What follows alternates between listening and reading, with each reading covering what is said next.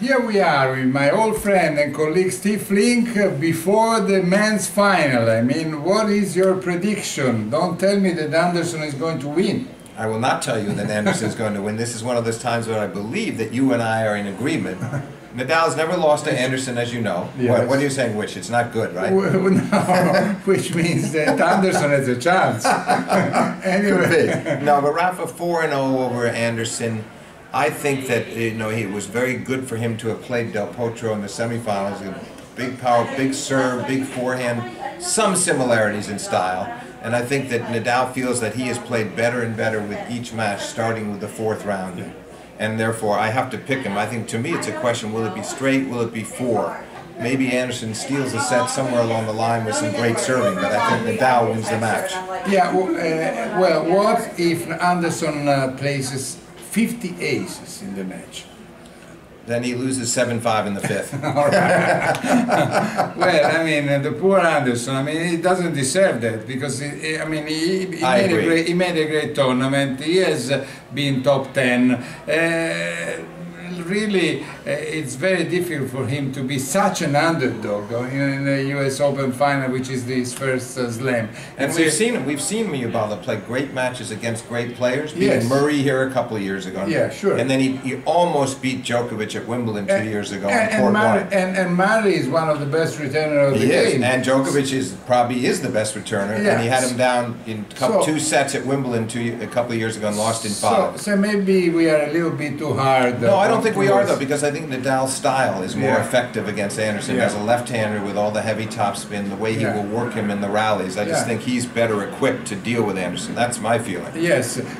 We are also talking about Nadal that could win this tournament and is slam number 16 without playing ever in the tournament a player who was ranked better than 28.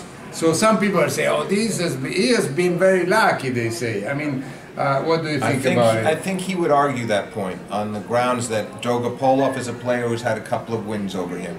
On the grounds that Del Po, as you said, look at his hard court record against Nadal in the past. 5-4. 5-4, and he beat him in the Olympics last summer, and he's a much better player than his ranking. And I think Anderson right now is a far better player than number 28 in the world. Of course. So I think we tend to look at that, like when we do the stat about he's had such and such number of wins over top 10 players, I don't put as much stock in that as some people do. Yeah, also because sometimes also Federer happened to win slams without beating the strong players. I mean, if you think also the last Wimbledon, okay, beat Cilic, who had those problems. And Berdych in the semis, he had a nice draw. Yeah, he didn't lose a set in Wimbledon, like Nadal hasn't lost a set in Roland Garros, so it may happen that sometimes you have an easier draw than you expected. Right. But still, I mean, when you win it, and then years later, even you, who have the greatest memory of all time, you're Hall of Fame, and also because of that, you may not remember that 1 year someone won a slam without, beating a top player.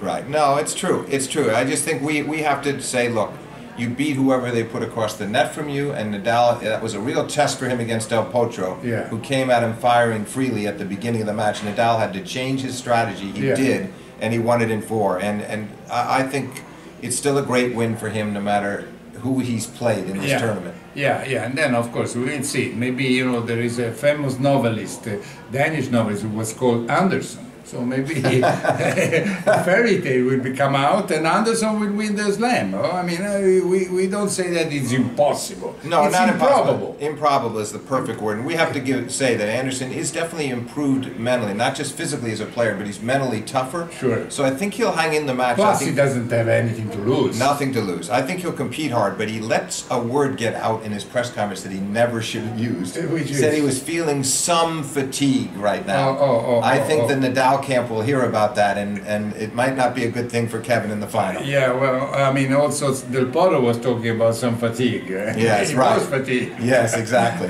You don't want to be fatigued when you're about to walk out and play Rafael Nadal. Yeah. Listen, Steve, we will discuss after the final, whatever will be the result, if Rafa Nadal can get to the number of slams won by Federer. Because if he will be 16 and he's 5 years younger, that is a great thing to discuss about, because I read on my on ubitennis.com and ubitennis, a lot of people say, oh, it's impossible, Nadal can reach 90 slams, and someone else says, oh, he will reach it because in Roland Garros he will be the favorite for the next 3 years.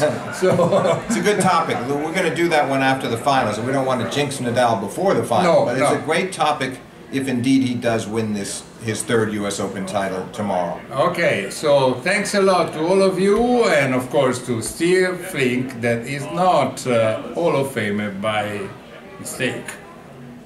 We are sure about that.